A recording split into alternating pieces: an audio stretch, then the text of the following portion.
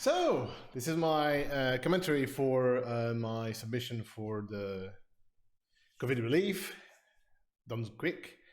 And so yeah, I usually don't do commentary because I rather submit my raw video usually, my raw like gameplay commentary, live commentary. But since I've been streaming in French mostly lately, I figured I would do an English like cover of it. So I put sound really low, but basically I'm submitting King Knight low percent item. So low percent item is basically, we are not doing a full low percent because King Knight compared to the other three characters actually has 4 different percentages.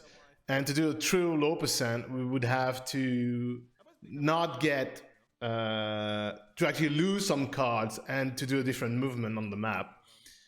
And we pretty much came to a consensus that we would rather go for basically a low percent item, so only getting 0% on the item percentage, or rather the lowest percentage in item, which is 0%. So King Knight has some great movement in that he can dash, or rather bash with his shoulder, like Wario would do. But he has the advantage that he can actually cancel it into a roll. When you dash, it's also your attack. So when you hit an enemy, you bounce against it and you start spinning. But if you do a roll like you're gonna see here, you're gonna destroy the enemy or destroy the block if it's one hit away from dying. Most blocks are like that, unless it's a gray block, which you're gonna see coming up pretty soon, and most enemies have 1 health, minus those dragons and the slimes we see in this stage. As you can see, the spin lets you, pretty much like Shovel Knight would pogo on enemies with his pogo attack, the spin lets you bounce on enemies when you touch them with it, and it also does damage. And you can bounce back on walls, obviously. Not every walls. There are some walls where you have, like, for example, here, the green stuff on the wall, like the moss. You actually can't bounce back out of that. So, yeah, you pretty much have to just go and continue. And you pretty much have to avoid hitting those. Most King Knight stages have rings you need to catch to finish them instead of having to kill a boss. This run actually doesn't have a lot of bosses. There are actually a lot of bosses in the run, but you don't get to fight them because they are mostly optional bosses. But, well, we try to go fast, right? So we tend to avoid them.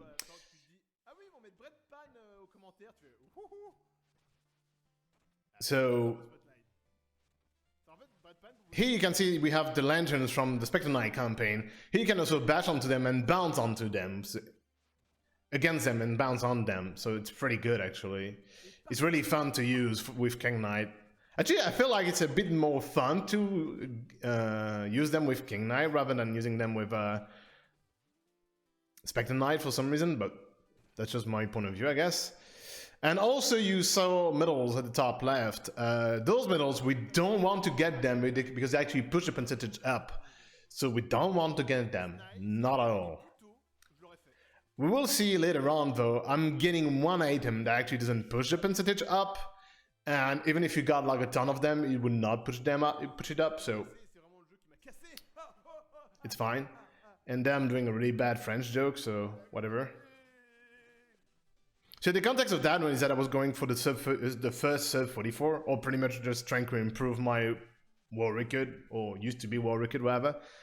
Current war record is held by Sergeant Sneevy with a 30-32? No, 30-30 flat. There you go, 30-30 flat.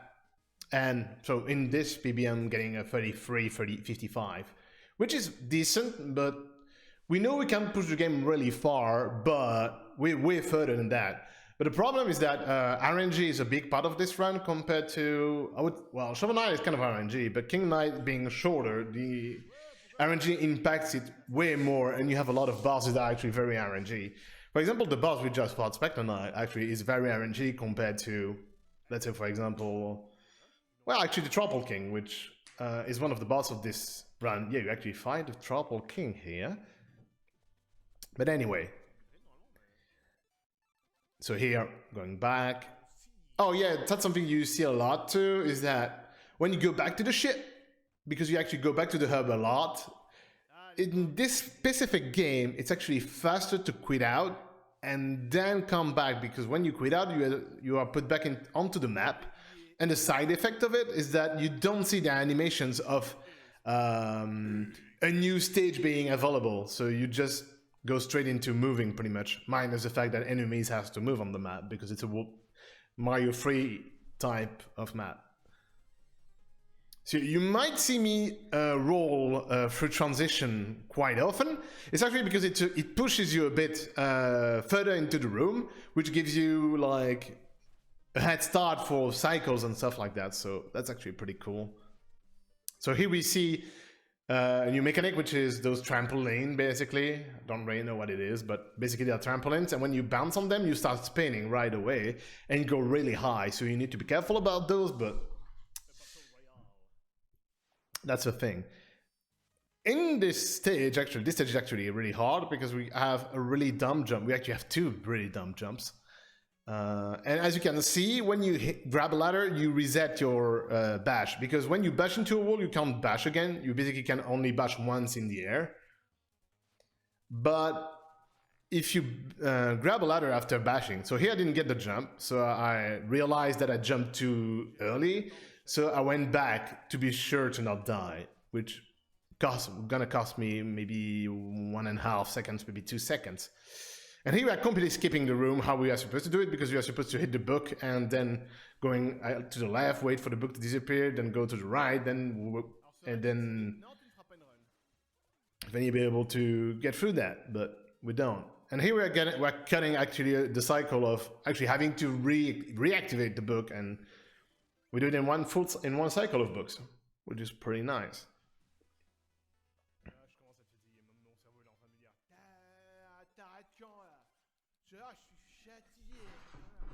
So yeah, I'm saying stupid stuff in French, if you're wondering. I like to joke around a lot when I'm doing my runs, basically. So, and actually, I was really tired there because I had a lot of work to do. Like a ton of work to do, and for some reason I'm able to PB or get really good times when I'm tired, and I don't know why it's the case, but whatever. Yeah, so here I'm completely messing up the room, but that's fine. And here you're gonna see me dash, and basically I jump to force him to jump, and you can cancel your dash with a jump, which lets you do another dash. What's interesting is that the optimal way to actually move in the game is not to chain dash, but it's to chain dash roll. So basically you dash, you roll, and then you dash. That's the fastest way to actually go in the game. So that's the item I was talking about I'm getting. You're not forced to get it, but it just makes the next fight more consistent. And also it gives you, sometimes if you're really lucky, you get a lot of damage out of that decree. So this decree is gonna summon a griffin, which is gonna throw like spike bombs, which is gonna help me do damage, and I actually completely missed the beginning of the fight, but that's fine because I still managed to do some really good damage. So here I'm gonna roll. I wanted to roll into the head while he was going from left to right, but I didn't get it, unfortunately. And I'm actually getting not a great fight, but still got decent Griffin RNG, I guess. But yeah. And as you can see, RNG can be really bad because my possible time save here is 11.6 seconds, which is, well, a lot. And I want to point out as well that my sum of bests there was not that good because I actually improved it by 20 seconds recently. And also have insanely bad luck on one boss, which cost me like 20 seconds, which is insane in a way. But it's at the very end of the fight. I will talk about it later. So we're done with the first world. It went pretty fast, under 10 minutes, which is pretty good actually. 8:40 is not a bad time. We can get something like 8:32, 33, but I mean you need to get really good RNG for that. So this world actually is probably my favorite world and also the one I hate the most for a couple of reasons. First one, it has the hardest stage of the game.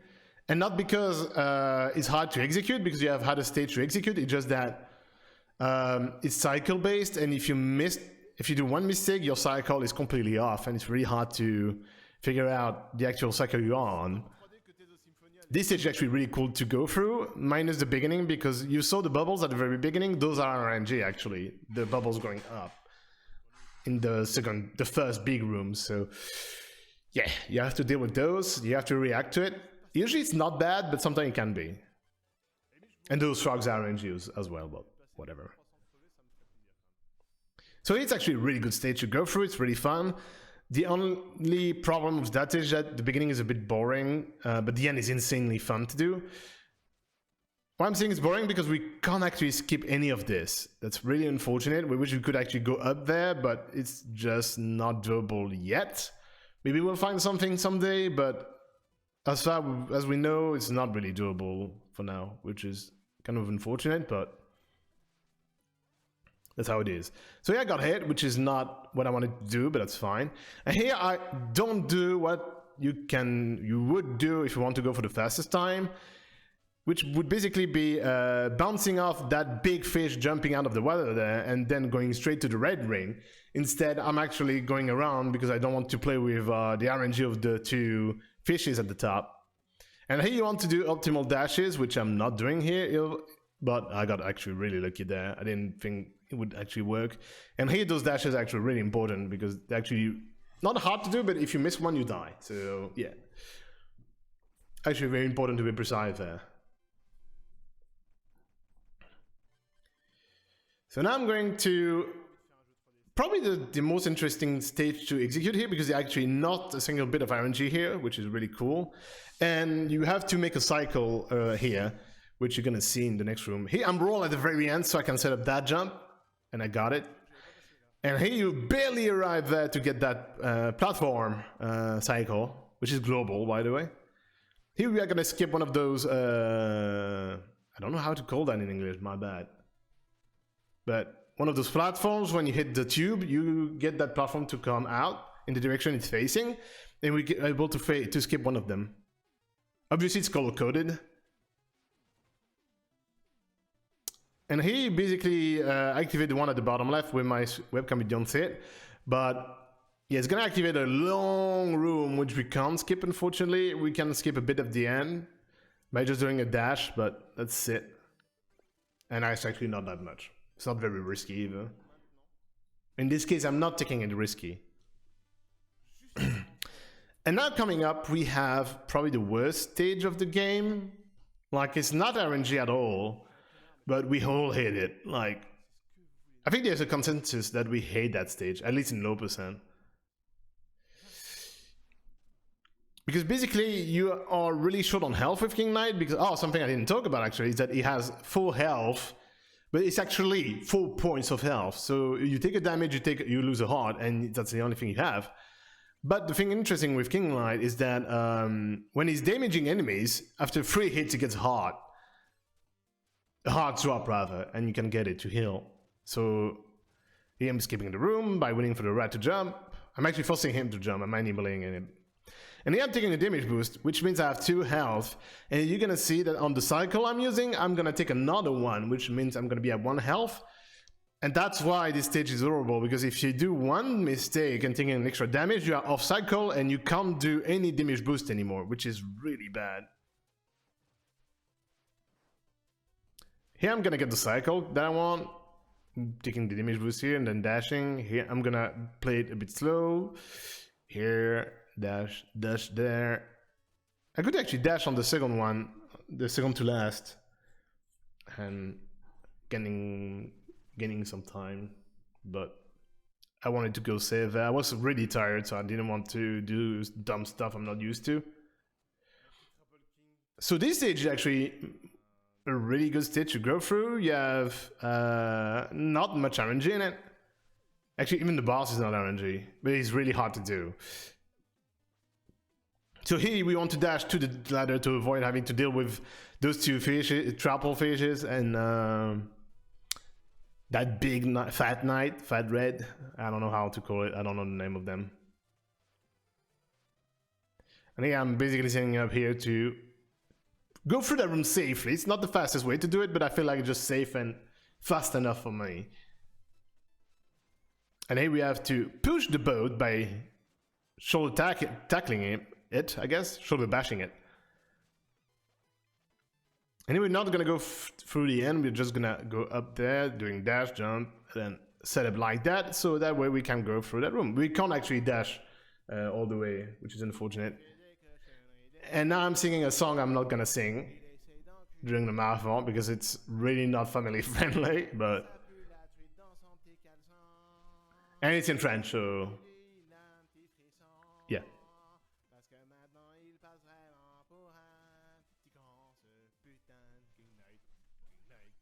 Anyway. And here I'm actually not showing off a strat where you can actually avoid all the trouble fishes, but yeah, I can show it off. That's actually not hard, it's just you stay at the left side of the boat and you wait. That's it. And here I'm gonna... oh, here, yeah, you can dash to the room and you still get a boat to spawn, so that's actually fine. You don't have to push the boat from the room on the left near the checkpoint. And here's a Tropical King fight. He's not RNG at all. You can actually manipulate him, and... actually, I learned actually to do a way better, faster fight here.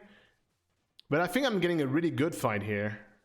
Yeah, I'm getting a decent fight. He's 6 health, you can actually make him die before he tries to dive underwater. And this is also a reason why he didn't dive here at the very beginning, because he can dive actually early, but the only reason why he dives early is because you're not on the boat. If you're on the boat, he's gonna try shooting rainbow spits at you, I guess? I don't know. Yeah, Tropical King is now part of your clan. Basically, also the story is that King Knight is trying to become king. Whoa, wow. Wow. Yeah, he's trying to do that. But for some reason, people think that he's trying to become King of Justice, which is the card game in the game. And you can actually play Justice and fight other characters and all the previous bosses too, like Black Knight, for example. But the thing is that he's supposed to fight King Pridemore and the Tropical King at Justice, because those two guys and the next boss, are supposed to be the King of Justice. But King Knight doesn't want to do that. Instead, he wants to fight them, like actually fighting them, to become real king. Only the kings realize that, but people are like, "Oh yeah, he's gonna be the best king ever." And other people that are joining him are just thinking, "Oh, he's gonna become the King of Justice, and we need to follow him because of that." Because oh yeah, he's a challenger, stuff like. You need to follow him. People are kind of wrong. So I didn't talk about the previous stage. The previous stage was pretty cool, but I rather want to talk about this stage, because this stage is actually a really big problem. It also have an issues where you actually take a lot of damage boost. You don't want to kill that guy. That's way too long until we take a damage boost. And here I'm doing that, but it's actually faster to bash on the left and then going right.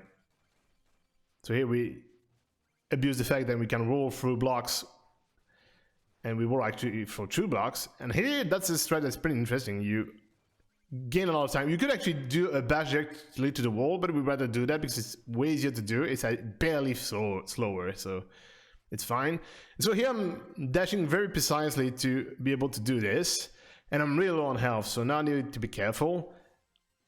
Here also, I'm setting up to get... I didn't get it in this round, but I don't have to bash actually on that platform. I can actually roll on it if I do the room correctly. I didn't in this case, but I still went through it fairly fast. So that's not something you want to do. You don't want to bash onto that block. And here I'm gonna do 2 rolls. There you go. I can actually do that faster now, but it's the fastest and safest way to do it. There's another strat actually a bit faster, but it's insanely difficult. It's insanely hard to do, and you lose so much time if you miss it just to save what? Maybe 0.3, 0.5, between 0.3 and 0.5 seconds? I don't know. Something close to that. Anyway, this stage is actually really cool because in Shovel Knight you can't really skip autoscrollers most of the time. You can if like you leave the autoscroller with a vertical transition, But obviously most of them don't have it, and when they do, it's actually at the end of an horizontal scroll, so yeah, you can't really skip anything. But in this run, we actually have rings to relieve stages. And that way, and what's interesting is that rings actually spawn right as soon as you enter the room, so that's pretty interesting. And you will see those tornadoes I went through. We are spawning back, when we spin into it, we spawn back at the color-coded one, the same color-coded one, and they spawn actually out of screen too. And here I missed it, so you're gonna probably see. Actually, now I would be done with the stage if I did it properly. And here you hit the ring stage, so you don't see me leaving the stage, but I still got the ring. You have to take my word for it. You will have to. Sorry about it, but you will have to. So now we enter a stage actually really cool to go. That world is just insanely hard to execute, and it's really fun. And unfortunately, it's banned by 2 bosses at the end, which is really unfortunate, but we'll get to them in time. So yeah, I'm a bit slow, that's fine though. But I would rather roll through the enemies to kill them rather than bouncing on them, but when you do mistakes, right? I actually lose a lot of time in this stage, if I remember correctly. I actually lose a lot of time, yeah, I do think so. I'm not sure. So actually I'm gonna go through that room pretty well, and I got unlucky with the dragon. That purple dragon is... You can manipulate him, but... Oh yeah, and I did a huge mistake there. That's how I lose a lot of time. Yeah, that tool that's just spinning infinitely because he died and he didn't get it back. So yeah, I'm gonna abuse the fact that there's a ladder to be able to bash twice against a wall. Here we're gonna get to the end of the stage, which has wind that pushes you forward and backwards, which is really hard because you have spikes all around. And yeah, you have a lot of holes. Like, a lot of them. So yeah.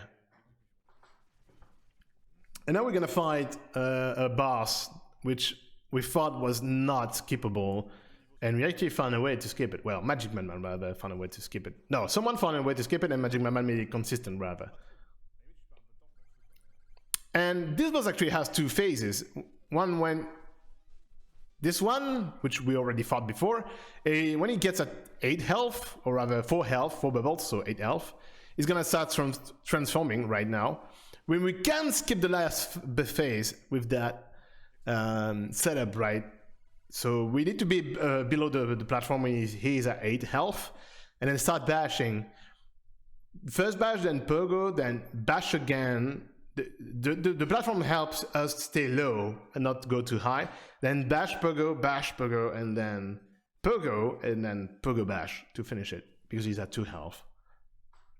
And now it's my favorite stage of the game because execution is insane and the music is super cool in it. It's the same music we heard in the auto-scroller, but there just makes so much more. So here we actually go slow to force him to jump. Because that enemy is insanely hard to deal with if you don't make him jump like that. But with that strat, even though it looks super slow, we manage to manipulate him. I'm actually faster now on that part of the game because I'm not jumping that high to make it safe. And here, unfortunately, we wish we could skip an extra... how can you call that? Cycle of blocks moving, but unfortunately we can't do it. We didn't find anything for it. So we just go for that, and I did a big mistakes, and I was really close of dying to the spikes, but that's fine. That's why I'm screaming. Welcome to my world, I guess, of pain.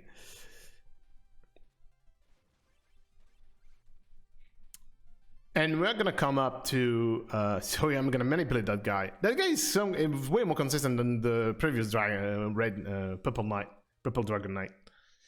So, Butthead King is insanely hard to fight, normally, and in Lobuson it's even worse. But we have a way to manipulate him. That way we can damage him a lot, and skip some of his phases like that. Unfortunately here I got unlucky because you actually want to... the blocks to go anti-clockwise and not clockwise. But I still got a good fight. I'm still happy about it. I actually got a really good fight for the battle RNG because we think it's not RNG the way the block move, either clock anti-clockwise, but we don't know yet how it works. So we're pretty much giving it to RNG, even though it's not supposed to be, but we don't know, so yeah.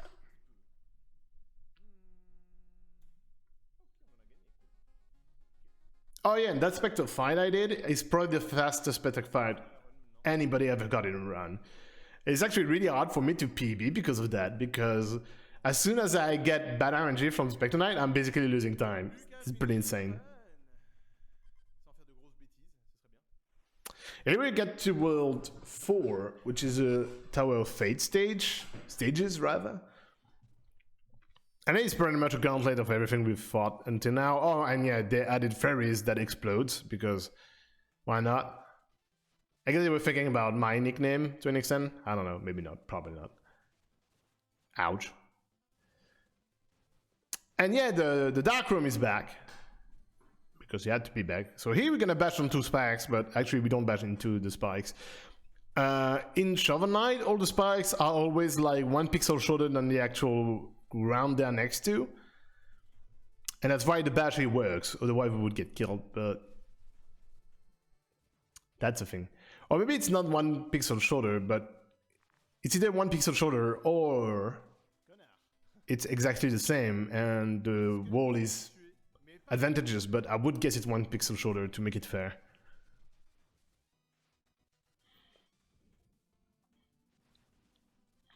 And unfortunately, we can't really skip that part of the stage. We wish in Inipson you can actually do it, but in Lobson you can't really do that, which is unfortunate, but that's how it is, right?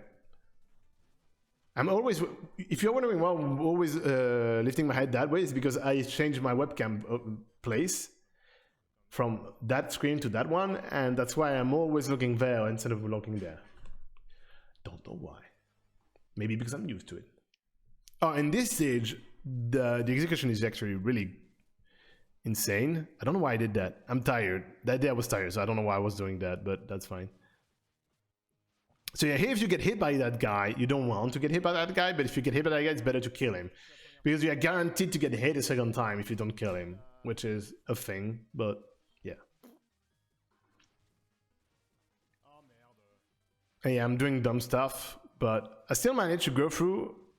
Oh yeah, I didn't get hit by that arrow for some reason, but I don't know why, but yeah. I'm really low on health, but it should not be a problem. The way I move, I don't have to deal with that red guy. Oh, there's a setup here to get double pogo on that guy and lets you not have to go to the left side of the room, which is really good. Here, same thing.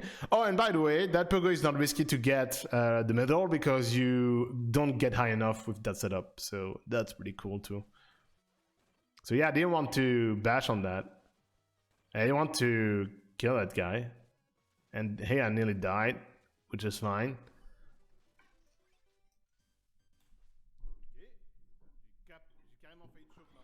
And here in this stage, they're gonna show off a gameplay mechanic that they didn't show off at all in the run.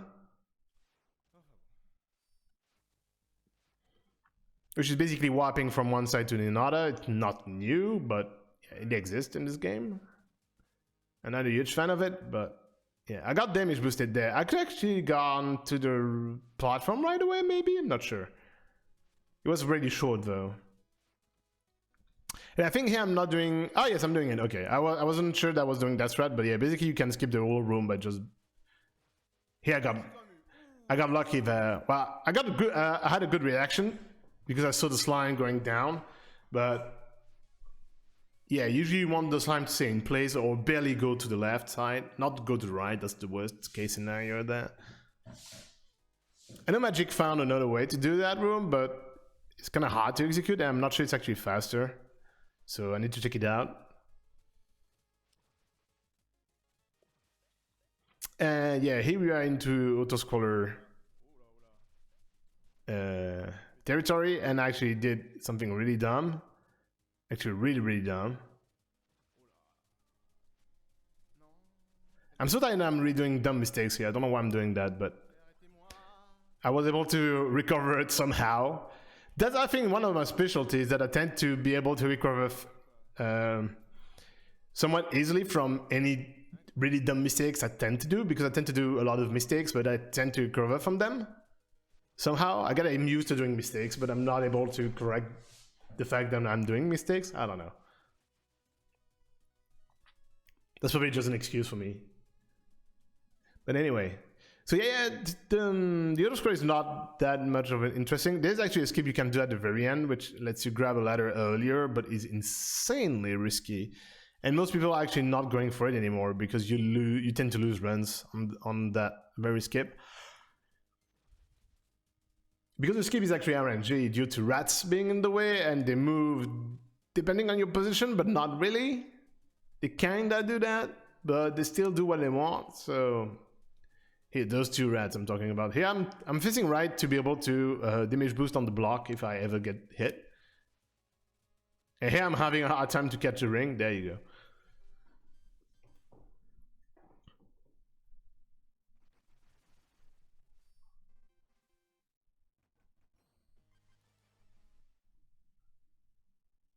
Here now we are entering the last stage of the game, which is gonna be two bosses actually. Well, we're gonna see the usual block room, which is different once again. Actually, it's easier to deal with it with King Knight, I feel like, compared to all the other knights. Shovel Knight is not that hard. Well, I guess the one that has had the time to deal with it is Spectre Knight, but we found a way to not have to skip it. So yeah, I took a lot of damage here, so I'm gonna heal, which is unfortunate. We shouldn't have to heal, but at least in this run, in this game, it's easier to get the health, because in Spectre Knight, it's really annoying to go get the health. And in Shovel Knight, you can't get any unless you lose a lot of time too. Plague, same thing. So yeah, but Plague has a lot of health, so it's not a problem most of the time.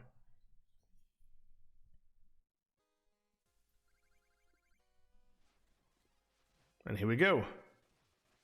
So I get 5 hits, which is optimal way to get the damage. And here I'm doing it on purpose so I can get... I'm not doing damage fast enough on purpose, so I'm able to get more hits before she starts diving.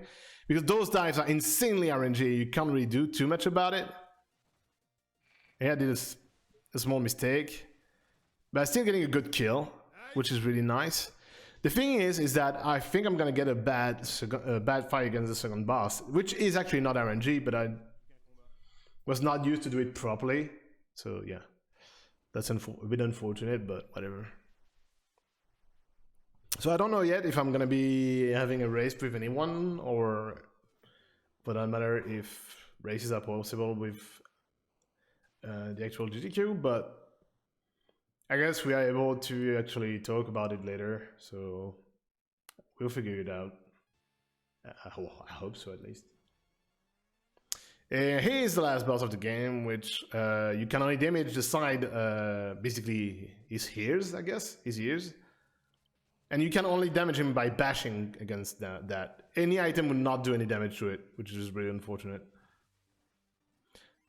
The only upgrade that would be able to damage him is the Brigandine.